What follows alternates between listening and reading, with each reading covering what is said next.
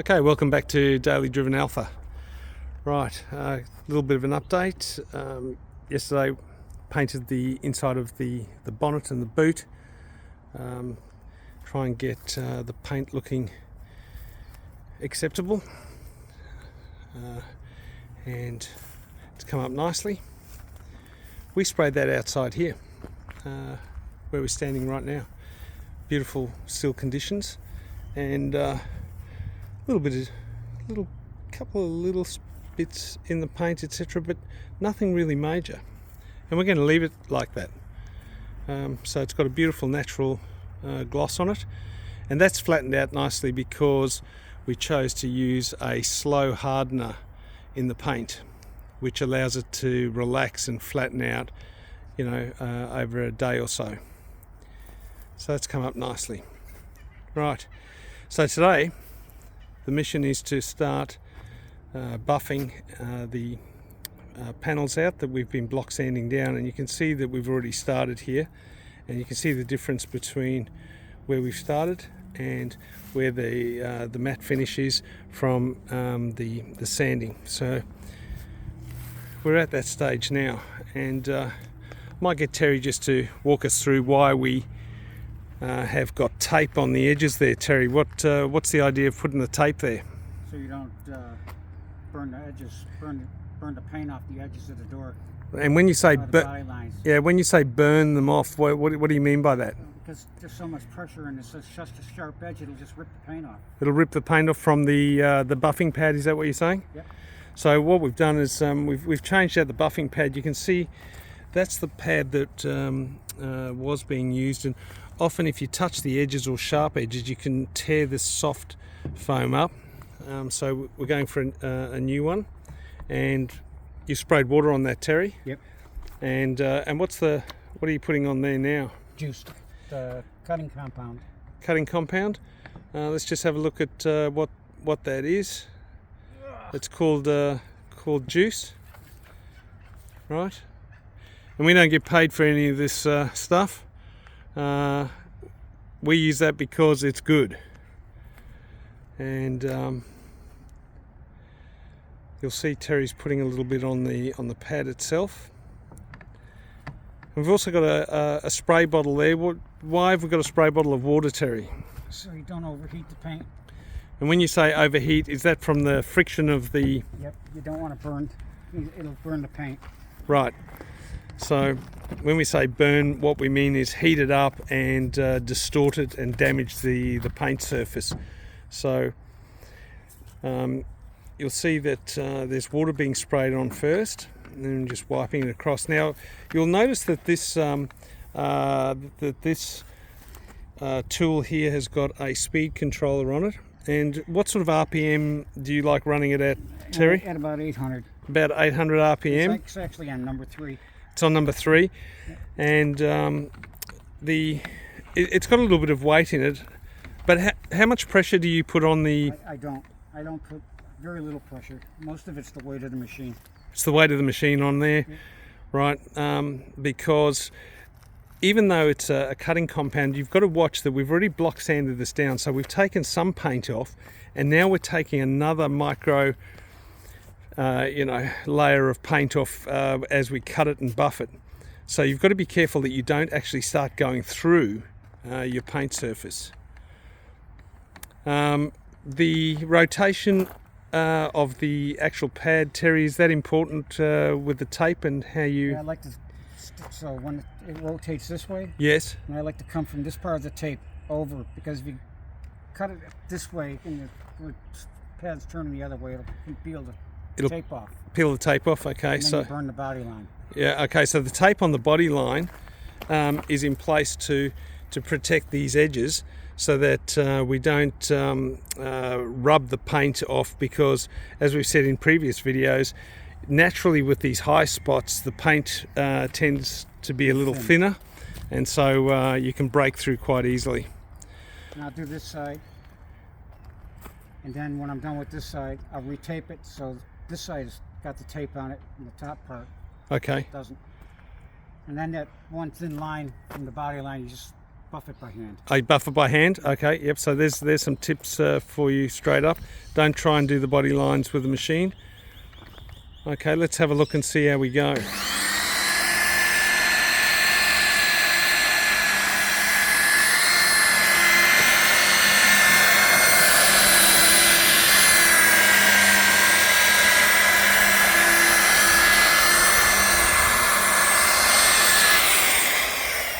So you can see there, as you move into the matte space, this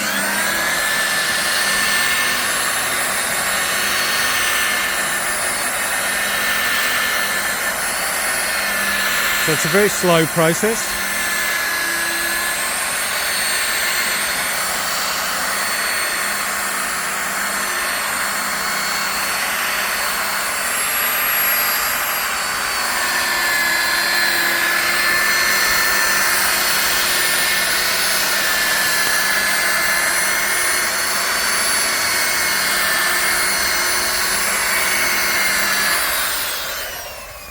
So let's have a look at that. You'll see in the reflection, and then what you've got to watch, you've got to judge as to. So when do you stop, Terry? How do you know when to stop buffing so that you haven't gone too far? That's the question. Right. Just be careful. Be careful. Okay, so you've got to watch where you're going, and probably better to stop at some point and reassess rather than just keep going.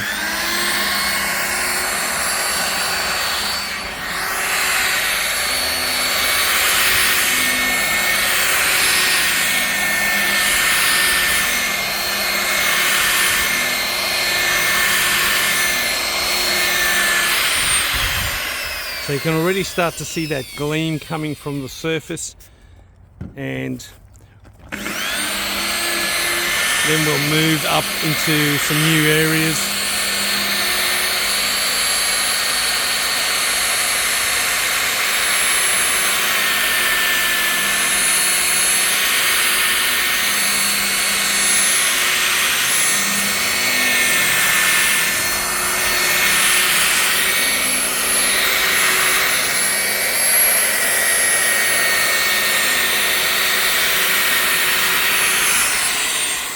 Right, so you can see that now, the difference between this area here and the matte area here. Yeah, new pad's making a big difference. So Terry's just saying that we've just replaced the pad this morning, and that's giving us a better finish, because if you're using a pad that's a bit worn, you're not getting down into some of those sandpaper scratches, and the camera's not picking it up, but you can just see here on the very edge, where let's see if you can see it. you can see sometimes the scratching that's still left in the paint, even though you've buffed it. So that's the tricky part, is getting in as low as you can without going too far. But what will happen is we'll continue to do this, and then once that's finished, we'll let this dry out, and we'll come back to it, and then we'll put a ceramic coating on, and I'll show you some of the products we use in a moment. Okay, the ceramic coating that we've used on our cars, and that I use on my daily driver, this is a off-the-shelf product from one of our auto stores. It's by Mothers. Look, I have no particular preference over this. Whatever the good quality ceramic coating products that you can find are probably just as good. So I'm just showing you the three-stage coating. So when I first heard the word ceramic coating, I thought, wow, that sounds very complex. But it isn't really. What you've got is you've got a surface prep spray that really is just a cleaning product that cleans your impurities and waxes off the paint. Then you go into a coating, polish and coat that you use to sort of seal that surface, and these are all designed to work with each other, and then that lays down the surface for the last one, which is a spray on coating and you can see it talks about nano quartz technology and the like. What this does do is it seals your paint and provides a microscopic hardened protection that keeps the acidity from bird droppings, tree sap and the like from damaging your paint or staining your paint. So well worth putting on. So I'll just show you on my daily driver what that looks like, and you'll see that it almost looks like you've got a clear coat on when you look at the surface, right? So that's just and it's a bit dusty at the moment, but that paint surface is exactly what we're doing with the doors at the moment. That was block sanded down, then we've buffed that and we've cleaned it, and then the ceramic coating's gone on it to protect it. This paint job now is a few years old and still looks good. You'll see there's a slight scratch up here on the roof that I don't know if we can pick that up in the light. There it is there. I took as I was moving a door around in the workshop, for some reason I decided it was a good idea to walk past the car, and I bumped the roof with it with a sharp edge, and it's put a slight scratch in, but that ceramic coating helps protect that a little bit. Now I'm leaving that there because at some stage we'll refresh the paint on the car, but look, that's life.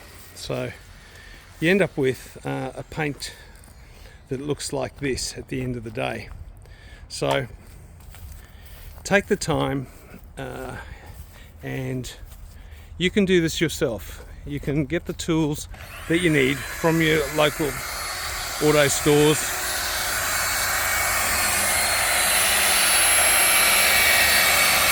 You can end up with a nice looking paint job. Don't start buffing the paint straight after you've painted the car. You need to let the paint harden up, and we suggest that you go through block sanding everything down before you start this. Give yourself time, don't be impatient. Let the paint harden up, and even after this process here, we will allow that to dry out, gas out a little bit further, and then we'll come back and put the ceramic coating on. So you can see project cars coming along, paintwork starting to look the goods, and I guess this is the reward for all the hard work that you put in with the body prep. So we'll keep going with that. Hope you've enjoyed that update. If you're at this stage with paint, don't be intimidated by it. Get online, have a look at some of the other YouTube links that are out there. There's another good one called Paint Society. They've got a lot of good tips in it. But I hope your projects are going well. Please like, subscribe, share this with others, and post any of your comments. We'd love to know how your projects are going. And thank you once again for following us on this channel.